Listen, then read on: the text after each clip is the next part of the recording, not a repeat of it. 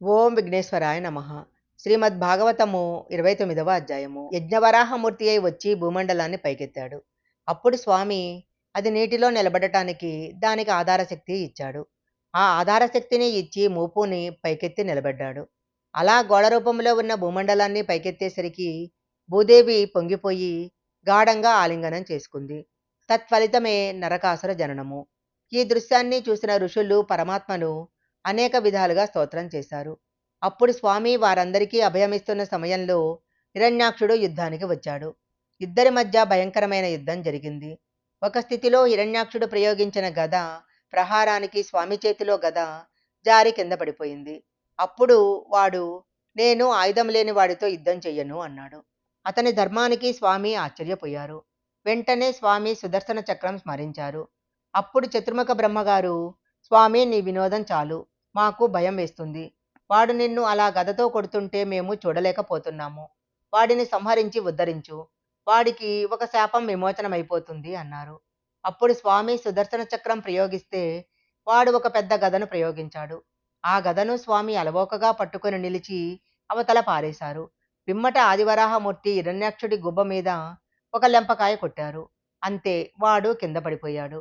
నాసికారంధ్రాల వెంట కన్నరంధ్రాల వెంట నెత్తురు కారిపోతూ ఉండగా కిరీటం పడిపోయి తన్నుకుంటున్నాడు. అప్పుడు దితికి అర్థమైంది, తన కొడుకును శ్రీహరి సంహరిస్తున్నాడు అని అర్థం చేసుకుంది. శ్రీహరి హిరణ్యాక్షుడిని తన 2 కోరలతో నొక్కిపెట్టి సంహరించాడు. హిరణ్యాక్ష వధ పూర్తయి ఆయనకు ఒక శాపం తీరిపోయింది. పిమ్మట స్వామి భూమండలాన్ని పైకెత్తారు. ఆదివరాహమై యజ్ఞవరాహమై ఆనాడు 2 కోరలతో భూమండలాన్ని సముద్రంలో నుంచి పైకెత్తుతూ తడిసిపోయిన ఒంటితో నిలబడిన స్వామిని మూర్తిని ఎవరు మానసికంగా దర్శనం చేసి చేతులొగ్గి నమస్కరిస్తారో అలాంటి వారి జీవనయాత్రలో ఈ ఘట్టం చదివిన రోజు పరమోత్కృష్టమైన రోజే వారి పాపనాశనం అయిపోతుంది. వ్యాసభగవానుడు గృహస్థాశ్రమం అనేది ఎంత గొప్పదో, గృహస్థాశ్రమంలో ఉన్నవాడు తరించటానికి ఎలాంటి మార్గం అవలంబించాలో, ఎలాంటి జీవనం గడపాలో, అందులో తేడా వస్తే ఏం జరుగుతుందో, భోగం అంటే ఏంటో, దానిని ఎలా అనుభవించాలో, అలా భోగాన్ని అనుభవిస్తే పొరపాటు లేకుండా ఎలా ఉంటుందో చెప్పటానికి ఒక అద్భుతమైన ఆఖ్యానం చూపించారు. అది దేవాహుతి కర్దమ ప్రజాపతుల జీవితము. స్వయంభువు అయిన బ్రహ్మగారు కొంతమంది ప్రజాపతులను సృష్టి చేశారు. అలాంటి ప్రజాపతులలో ఒకరు కర్దమ ప్రజాపతి. ఆయన మహాయోగి పుంగవుడు. అలాంటి కర్దమ ప్రజాపతిని సృష్టి చేసిన పితప ఆయనను బ్రహ్మగారు పిలిచి ఒక మాట చెప్పారు. నాయన, నువ్వు ప్రజోత్పత్తిని చెయ్యాలి, ఇంకా సృష్టి కార్యం నిర్వహించాలి. నీకు అనురూపమై నీతో పాటు శీలంలో సరిపోయే ఒక భార్యను స్వీకరించి సంతానాన్ని కను. ఇది నా కోరిక అన్నాడు. ఇది బాహ్యమందు కర్దమ ప్రజాపతి జీవితము. కర్దముడు తండ్రి మాట పాటించాలి అనుకున్నాడు. అప్పుడు సరస్వతీ నదీ తీరంలో కూర్చొని శ్రీమన్నారాయణుని గూర్చి 10,000 సంవత్సరాలు తపస్సు చేశాడు. ఆ స్వామి ప్రత్యక్షమైనాడు. అప్పుడు స్వామి సాధారణంగా భగవద్దర్శనం అయినప్పుడు భక్తుని కన్నుల వెంట ఆనంద బాష్పాలు కారుతాయి. కానీ ఇక్కడ కర్దమ ప్రజాపతి తపస్సుకు మెచ్చిన శ్రీమన్నారాయణుని కన్నుల వెంట ఆనంద బాష్పాలు జారి నేల మీద పడ్డాయి.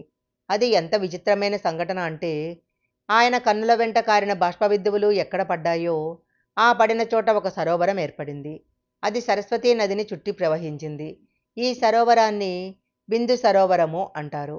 పరమాత్మను చూసి కర్దమ ప్రజాపతి, ఈశ్వర, నువ్వు కాలస్వరూపుడవై ఉంటావు. కాలము అనులంఘనీయము. అది ఎవ్వరి చేత ఆపబడదు. అది ఎవ్వరి మాట వినదు. దానికి రాగద్వేషాలు లేవు. నా అన్నవాళ్ళు లేరు, శత్రువులు లేరు. అలా ప్రవహించి వెళ్ళిపోతూ ఉంటుంది. అలా వెళ్ళిపోతున్న కాలంలో జీవులు వస్తూ ఉంటారు, వెళ్ళిపోతూ ఉంటారు. దానికి సంతోషం ఉండదు, దుఃఖం ఉండదు. అలా వెళ్ళిపోతున్న కాలమందు అల్పమైన భోగాల యందు తాదాత్మ్యం చెందకుండా నిన్ను చేరాలి. నిన్ను చేరుకోవడానికి అపారమైన భక్తి ఉండాలి. భక్తితో కూడిన గృహస్థాశ్రమంలో ఉండి భోగం అనుభవించాలి. ఆ భోగము వేదము అంగీకరించిన భోగమై ఉండాలి. ఆ భోగం అనుభవించి వైరాగ్యాన్ని పొందాలి అన్నాడు. ఇలాంటి స్థితి కలిగిన కర్దమ ప్రజాపతిని శ్రీమన్నారాయణుడు, నువ్వు ఏ కోరికతో ఇంత తపస్సు చేశావు అని అడిగారు. అంటే ఆయన, నేను చతుర్ముఖ బ్రహ్మ చేత సృష్టించబడ్డాను. చతుర్ముఖ బ్రహ్మ నాకొక కర్తవ్యోపదేశం చేశారు. నన్ను ప్రజోత్పత్తి చెయ్యమని, సంతానం కనమని చెప్పారు. నా తండ్రి మాట పాటించటం నా ప్రథమ కర్తవ్యము. ఆయన మాట పాటించాలి అంటే, ప్రజోత్పత్తి చెయ్యాలి అంటే నాకు సౌశల్య అయిన భార్య కావాలి అని అద్భుతమైన స్తోత్రం చేశాడు.